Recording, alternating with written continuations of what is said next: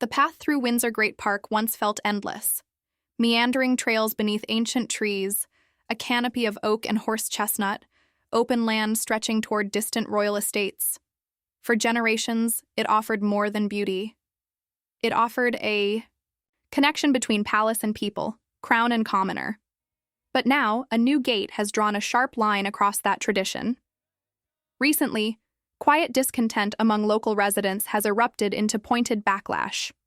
A 60-hectare area once open to walkers, families, and weekend hikers has been restricted. The public car park at Cranbourne Gate is closed. Access to adjoining paths has been curtailed. At the heart of the controversy, the Prince and Princess of Wales. Their home borders the newly restricted area. Adelaide Cottage, a modest royal residence by Windsor standards, sits tucked within this stretch of parkland. Yet its quiet presence has now attracted intense attention, because with that home has come heightened security, and with security has come limitation.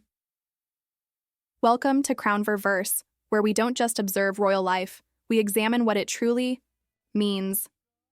If you're drawn to stories that lie behind polished announcements and golden gates, subscribe now, because sometimes the quietest royal decisions resonate the loudest. To the public, Windsor Great Park is more than a backdrop. It's a living connection to royal space. Managed by the Crown Estate, it includes formal gardens, forests, and open countryside. Historically, while parts of it are private, significant portions have remained accessible to the public for leisure, walking, and recreation, until now. The new no-go zone spans 60 hectares, nearly 150 acres, near Forest Lodge and Cranbourne Tower. The area has long been frequented by locals, particularly those from the surrounding Berkshire communities, parents with children, dog walkers, cyclists, elderly couples retracing familiar paths. Its closure has been justified as a security necessity, and for those within the royal system, that reasoning may seem self-evident. The Prince and Princess of Wales are not merely high-profile figures. They are direct heirs, future sovereigns. Their safety, particularly in a climate of intensifying public scrutiny and potential threats, is paramount. Yet the public reaction has not been universally sympathetic. Local councillors have received a surge of complaints. Nearby residents have spoken to reporters. Some describe it as selfish. Others call it a betrayal of tradition. This land has been open to us for decades. Suddenly, it's theirs, one resident said. What's emerging is not simply anger over inconvenience. It's a reflection of deeper tensions between the monarchy and modern Britain. Because this story strikes a raw nerve. The monarchy is not just a family. It is an institution intertwined with land that in some cases was acquired centuries ago and remains part of the Crown Estate or the Duchy of Lancaster. While technically held in trust for the public, much of it is not openly accessible. For most of the British public, the connection to royal land is symbolic. Parks, gardens, historic walks. These are the moments where the line between subject and sovereign blurs. And when access to that land is denied, the symbolism cuts deep. Supporters of the closure emphasize that security must adapt, that in an era of rising threats and intense media coverage, the Wales family deserves privacy and protection. That the minor inconvenience of rerouting a walk is a small price to pay to safeguard the future king and queen. But critics argue that alternatives existed: increased patrols, monitored paths, shared space instead of restricted space. And at the heart of the controversy lies a simple yet powerful question: who truly controls access? In an age of surveillance, widening wealth gaps, and national unease, space has become a battleground. Public land is defended. Green spaces are fought over. The sense that even the outdoors is gradually being privatized fuels resentment. And when that privatization is seen to benefit royalty, the reaction is amplified. There is no suggestion that William or Catherine made this decision personally. Security measures are typically coordinated by protection officers, advisors, and local authorities. But perception is powerful, and in the eyes of many, this decision was theirs, intended or not. Consider the optics. A royal couple living in quiet luxury on estate grounds closes access to land once enjoyed by ordinary families. No press statement, no public consultation, just silent fencing, gates, and signs. In an era where transparency is increasingly demanded from public institutions, the decision feels to many like a step backward. Yet the situation is more nuanced.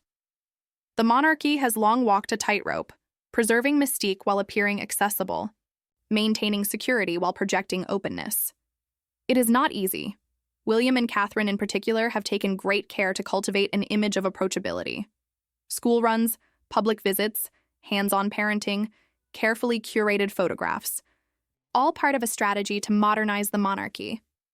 But when privacy and protocol collide with tradition and access, the illusion cracks. This moment at Windsor is not just about paths, it is about the tension between symbolism and reality. The monarchy wants to be seen as close to the people, yet must also remain set apart. It wants to be modern, but is rooted in historical privilege. And it wants to be admired while also protecting itself from real and imagined threats. The backlash, therefore, is not just local. It is national, because it touches a broader question. What is the monarchy's role in today's Britain? As the cost of living rises, public services strain, and transparency is demanded across institutions, the royal family finds itself walking a narrowing path. Public tolerance for perceived entitlement is shrinking, and even decisions made for legitimate reasons, like security, can be recast as elitism. So we ask, could this have been handled differently? Could local residents have been consulted? Could access have been partially maintained with monitored routes rather than total closure? Could the palace have issued a public statement offering explanation rather than silence? We may never know. Because in this case, as with so many royal decisions, the process remains opaque, and that opacity breeds tension. The crown survives on consent, not legal, but cultural. The monarchy endures because it is accepted, admired, tolerated. When that acceptance falters, when the institution seems to take more than it gives, the foundation cracks. For William and Catherine, this is not a scandal. Not yet. But it is a lesson, a reminder that symbolism matters, that every gate closed is a story opened, and that in the public eye, perception often carries more weight than intention. We will watch to see how this unfolds, whether paths reopen, whether compromise is reached, or whether this becomes another small moment in a larger pattern of withdrawal. Because this isn't just about Windsor. It's about who walks beside the monarchy and who is left outside the gate. If you are interested in following the quiet decisions that shape the crown, subscribe now. Because at Crown Reverse, royal history isn't just in books. It's in parks, fences, footpaths, and the people who notice when they're gone.